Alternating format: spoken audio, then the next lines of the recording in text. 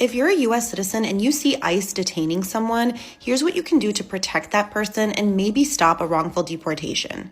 If you see ICE detaining someone in public, stay calm but don't walk away.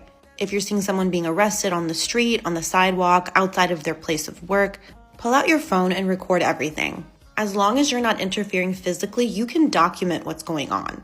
Focus on the officers, what they say, what the person being detained is saying, and any aggression or anything wrong that you may be seeing. Ask loudly but respectfully, what's your name and badge number to the officer? What agency are you with? Why are you detaining this person?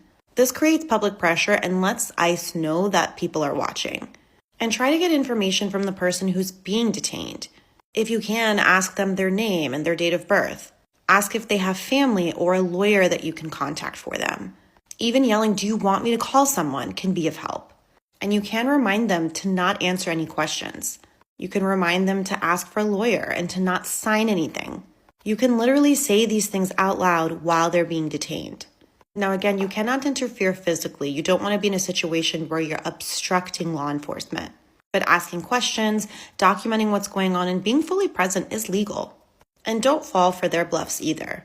If they threaten you with harboring or interference just because you're standing there filming, that's not how the law works. You're not breaking the law by being present, recording, and asserting rights. Now, if ICE shows up at someone's home and you happen to be there, ask to see the warrant. Say, do you have a judicial warrant signed by a judge? And if they don't, they do not have permission to enter the home. ICE oftentimes tries to use an administrative ICE warrant in order to say that they have the right to arrest someone. But again, this is not a legal document that allows entry into someone's home for purposes of an arrest.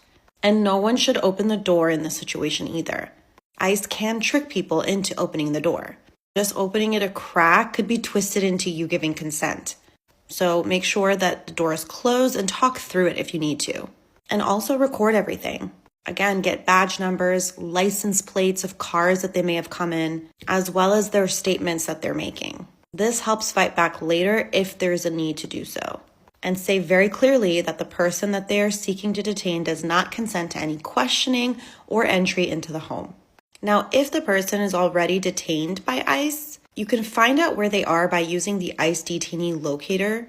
You can just Google that, ICE detainee locator, and the website will come up. And if you have the person's full name and country of birth, you should be able to locate where they are. Make sure you also have access to their documents, immigration records, medical records, tax records, proof of US citizen family, employment records. These kinds of documents can make a huge difference when trying to seek bond for that individual's release. And if the person has an immigration